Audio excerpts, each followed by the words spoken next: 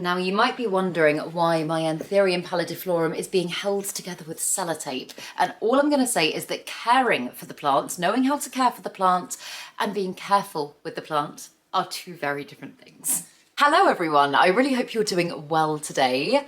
I've been really excited to make an in-depth care video on the Pallidiflorum for quite a long time now because firstly it is one of, if not my favourite plants in my collection at the moment, but also it's one that I just feel like I know very well. There's been lots of trial and error, but I feel like I've got to the stage where I really feel like I know what this plant likes, what it doesn't like, and I'm pretty proud of the scale of growth that I've managed to achieve in this plant in quite a short space of time. I feel like I've really been able to get it to size up quite quickly. However, as I say, there was an incident literally the other day and I'm so sad about it.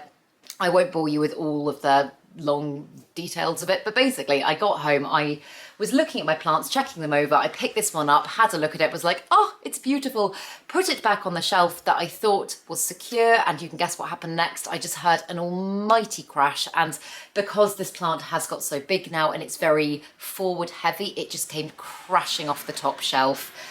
And I have got some damaged leaves. It's nothing that's going to affect the plant long term, luckily, but it does just mean that there's some superficial cosmetic things going on, which is rotten timing really, because I really wanted to show you this plant in its best state, but it's still very healthy. So yes, that is what we're going to be focusing on today, the health and the growth of this plant.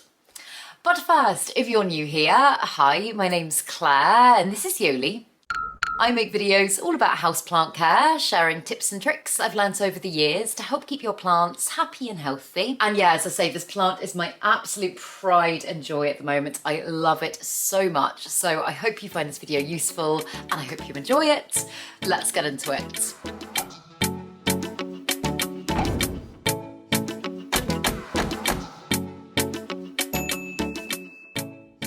So, the Anthurium Pallidiflorum is native to the western region of Ecuador, and I say it with pretty much all of my care videos where I talk to you about specific plants. Often, oh hello Yoli, the best way to think about it when you first get a plant, when you first bring a new plant into your collection, what are we doing? Is to look at your plant's natural habitat and to kind of use that as a guide. Don't you dare knock this plant, Yoli. Use that as a guide as to where you go from there and look at your habitat and look at how you can kind of match little bits of its natural habitat to what you've got to offer at home. And one of the first things when you look at how this plant naturally grows is that you'll probably see that this plant is an epiphyte as opposed to a terrestrial plant. And basically all that means is that in its natural habitat, this is not a plant that would typically grow straight out of the ground, straight out of the soil. Instead, it's a plant that would likely be found growing attached to other plants, other rocks, stuff like that. So when you're looking for a substrate for this plant, just to start off, I personally am not growing this one in soil, and this actually goes for a lot of my anthuriums, but the mix I'm using for this one right now is literally one tiny scoop of soil with worm castings, and then the rest is tree fern fibre and bark, just because, as I say, that really replicates what this plant would be growing off in its natural environment. It just ensures that the roots have lots of aeration and your plant is much less likely to suffer from things such as root rot, because anthuriums can be quite susceptible to issues caused by overwatering. This just allows your plant to properly drain. And yeah, that's what I found works really well. And just on the note of drainage as well, I always say it, but it's really a good idea to make sure that your plants do have lots of drainage. Like I will always take them out of their ceramic pots when it comes time to water, allow them to properly drain through so that they can discard any excess water, because again, as I say, that can lead to things like root rot, and then I will pop them back into their pretty pots.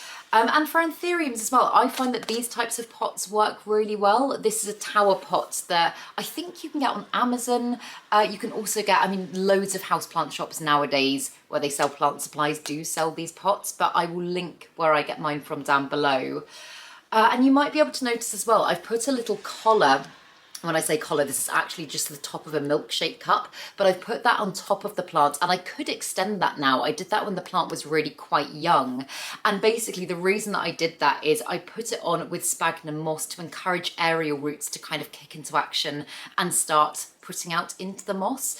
That firstly means that if I want to chop and propagate the plant now, I absolutely could, because I don't know if you can see, If you look in there, it has got a really fantastic root system, but it also just helps to strengthen the roots that the plant's got, meaning that your plant is going to be much more resilient and much healthier as well. And as I say, I got this plant at the end of January, and it's the beginning of September now. So I will put on the screen how many months ago that was. But this is another leaf that very sadly snapped the other day when the plant fell. But this is one of the original leaves. So you can see just how much the plant has sized up in that space of time. This massive leaf here that very sadly got damaged, I measured this one the other day, and it comes in at just over 80 centimeters, which is a huge size up. But when you first bring this plant into your collection, the most important thing to think about is light. And I've said it again, I've said it so many times before, and I apologise if I sound like a broken record, but it's often a good idea to look at the lighting that your plant was receiving before you got it. So, for example, I reached out to the houseplant shop that I got mine from, and I said, can you tell me a little bit about its growing conditions?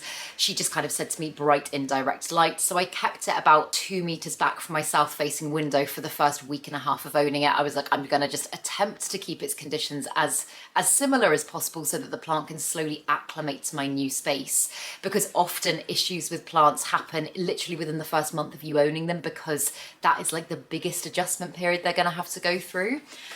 But after that, I obviously did quite a lot of my own research on the plant, and like I said at the beginning of this video, I really looked at its natural growing conditions. And I feel like perhaps I'm growing mine in slightly different conditions to what you read on Google, for example. I know this is a plant that is more than capable of surviving and thriving in kind of medium lighting conditions, but I actually now grow mine right in a south-facing window. So this one does receive direct sun. It receives really long hours of light at this time of year. But as I say, I wouldn't have done this straight away just because the plant wasn't used to direct sun and it could have caused issues such as burning. But it just goes to show that this plant is more than capable of taking much higher lighting conditions than maybe you would have necessarily thought, or definitely what I necessarily thought. And I always find it quite fun to play about with this, because there's actually several plants in my collection that before I owned, I heard that they didn't like direct sun, and then I thought, okay, well, I'm just gonna test it. And I have been able to achieve some really amazing growth that, without like blowing my own trumpet too much, like you don't often see in a UK home environment. My Monstera dubia is one of those plants. I've managed to get it to size up to the point that its leaves are literally about that big now. And the plant is like double the size of me at this point. So yeah, again, that is through acclimating the plant to take direct sunlight. So that's what's really worked for me, and I think that's one of the main things that has helped me to achieve this level of growth in quite a short space of time. And I've already touched on watering. As I say, I've spoken about drainage, and that is so important for, as I say, all of your houseplants, unless you are choosing to grow them in semi-hydro or something like that. I personally haven't had experience growing this type of Anthurium in semi-hydro, so I can't speak on that. However, I have got lots of other types of Anthurium in semi-hydro that have responded really well. So I would be very surprised if this one didn't also respond well to that. But with watering with this one, so a lot of Anthuriums require quite a lot of water, and this is one that I found likes to kind of dry out a little bit more than some of my others. For example, if I compare it to my Magnificum, for example, I water my Magnificum whenever the top layer of soil, or I've actually got moss on the top to monitor it better, whenever that has completely dried out, I will water it straight away. Whereas with this one, I tend to let the first couple of inches completely dry out. So I'll stick my finger down into the soil and feel, but when it gets to about there and the moss in the collar on top is dry and those first couple of inches are bone dry, that's when I'll go ahead and I'll water the plant again. And that seems to have worked really well. That has been the balance that I've struck that seems to keep the plant happiest. And I do just use normal tap water. I know certain types of plants, such as carnivorous plants and certain types of calathea, for example, can be a little bit susceptible to issues caused by the chemicals and minerals found in tap water. In the area that I live in, I haven't found it to be an issue whatsoever, and I'm not that far outside of London, so I wouldn't have thought hard water is something that's going to negatively affect this plant. That being said, and it is actually a complete coincidence that I just happen to have this here, you can get things such as this that just neutralise the chemicals and minerals in tap water. I don't really bother for this plant, to be honest, but some of my other plants I do. So like if I've mixed up some water, I might just add some of this, and sometimes it gets that, but on the whole it doesn't. But when it comes to fertilising for this plant, I've said it again before in so many of my care videos that I've made on other plants, but I used to be the sort of person that believed you should only fertilise during the growing season, you should never fertilise outside of growing season, you should give your plants a break. But with lots of kind of experimentation over the last few years, what I would now say is that if your plant is actively growing, if it's still putting out new growth, then why not continue fertilising it? And that's what I do for all of the plants in my collection, meaning that a lot of them I fertilise year round without a break. And the fertiliser that I currently like to use is called Liquid Gold Leaf. I've spoken about it before and I will link it down below. You don't have to use that, but for me, I like to focus on like the microbial balance within the soil, and I'm really kind of interested in the health of the soil of my plants, or whatever I'm growing my plants in, and kind of replicating as much as I can what would be happening in nature. So it's a really good fertiliser that I like to use, not sponsored.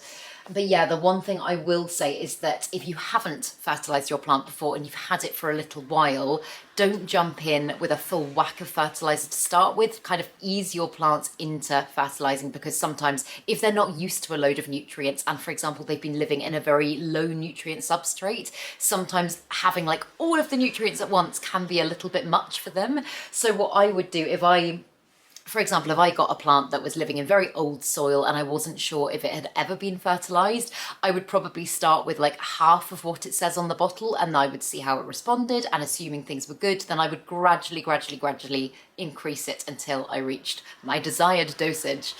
And obviously that is going to be very different depending on what fertiliser or whatever it is that you use. But yeah, I'm currently fertilising this one pretty much every single time I water. The other thing that I should have said when I was speaking about light, and again this goes for all house plants, but particularly ones like this, and it's actually quite easy with ones like this, is to make sure that you're keeping its leaves clean and free from dust and dirt, because especially on velvet leaf plants like this one, dust and dirt can build up so easily almost without you realising that it's happened, because you don't always see it straight away. So I would just take like a damp washcloth or a sponge or something like that, and whenever I remember, technically you should probably do it about once a month, but it doesn't always happen that way. Whenever you remember, just give its leaves, both sides of the leaves, a really good wipe down. And as I say, because this is such a long, strappy anthurium, it's really easy to do that. The other thing in turn, by doing that, you also just help to prevent pests, because this is a plant that can be quite susceptible to pests. I personally I've had the odd thrip on it in the last however long I've had it, 6-8 months, I don't know. But I know through owning velvet leaf plants that they can be absolute magnets for pests. So just by keeping the leaves clean, it just allows you to check your plant carefully and also get rid of any eggs or anything nasty that might be there. Because pests can bring down your plant very quickly, and they can be an absolute nightmare. They are something that if you've got a big collection, you are probably just going to have to deal with from time to time. I deal with pests all the time, and I've just got used to the fact that it's one of those things. It doesn't seem so scary anymore, but it is important to put measures in place so that you're not having to deal with an infestation.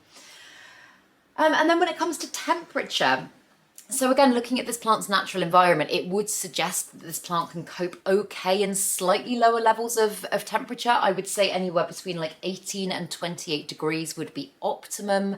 My flat typically sits at between 21 and 25 degrees. However, over the summer, we have had a few really hot days, one of which it got up to 36 degrees in here, which is just crazy. But this plant didn't give me any grief at all. So it is a very hardy plant. It's not one that I would suggest putting in a really drafty spot, because I don't think it would be very happy with that. So keep it away from air vents and like drafty doors, drafty windows. But otherwise, I would say it is a pretty resilient, tolerant plant. And when it comes to humidity, again, it's not one that requires massive levels of humidity, but it is going to be much more fragile and susceptible to damage if you don't have at least, I would say, about 50% humidity in your space. And you can see just looking at this leaf here, this actually just ripped by itself. And I think that is probably because the humidity levels were quite low as this leaf was unfurling. And then this one here has been ripped, and this actually was completely my own fault. I tried to help the leaf unfurl, which is something you absolutely shouldn't do, especially because with anthuriums, their leaves come in so small and they size up. Even the teeniest, tiniest bit of damage on a small leaf will become big damage as the leaf grows. But I do wonder again if perhaps this damage here would have been as bad if the humidity levels had been a bit higher. So yeah, I now run my humidifier to, as I say, try and keep the humidity at least 50% or up in this room. For all tropical plants, to be honest, they typically really appreciate it, and you almost can't go too high. You do just need to be mindful of things like airflow, because obviously without good airflow, there can be mold and mildew and stuff like that. So making sure to keep windows open and run fans from time to time and all that sort of stuff is a really good idea. Particularly actually, and this is something I would have forgotten to say, but particularly with velvet leaf plants, they are much more susceptible to things like fungal issues. So yeah, good airflow is really important. And it's another reason why people often say, don't mist your velvet leaf plants. And I know people often come back at me and they'll say, but like the plants get rained on in their natural environment, what's the difference? And the difference is literally airflow. In its natural habitat, if this plant was to be getting lots of rain, it would also be outside, it would also be getting nice warm breezes to make sure all of that water evaporated, whereas in a home environment, a lot of the time, obviously, that won't be the case, and it does lead sometimes to issues. So yeah, I personally wouldn't advise misting this plant. But then propagation-wise, as I say, I have put a collar, like I showed you earlier in the video, I have put this collar on the plant, so it's got a great root system, meaning I could now chop and propagate. I could also extend that to cover this section of the stem to get it to put out some lovely aerial roots here. In fact, I probably should do that at some point, or just pot the plant a little bit lower. I currently have no plans to chop and propagate this one just because I am loving the way it's growing. I adore it so much, and I might want to, I mean, if it carries on growing at this rate, I might have to chop and propagate it. But if you were to do so, you would do it in a very similar way to, for example, like a pothos plant or something like that. You cut just below the node. I would probably propagate in sphagnum moss if it were me, just because with my experience propagating anthuriums in this way before, that is how I find that's how I have had the most success. And of course you can also propagate this plant through pollination, and I have not experienced pollinating this plant yet, this type of anthurium. I have pollinated other types of anthurium and I absolutely love it. So the time may come where I try and get some babies from this one, but yeah, right now, I haven't done that, and this is where we're at. If you would like to know more about anthurium pollination, I have made specific videos kind of walking you through the steps of how that works and how to do it at home. It's really not as complicated as it sounds, so I will link those videos below. And yeah, if you've got any questions about this plant, feel free to drop them below. I will do my best to help, and I will make sure to cover this plant again in a video at some point. But I hope you enjoyed this video, and I really hope you found it useful. And if you did, please make sure to give it a thumbs up, subscribe to my channel, have a lovely day, and I will see you in the next video.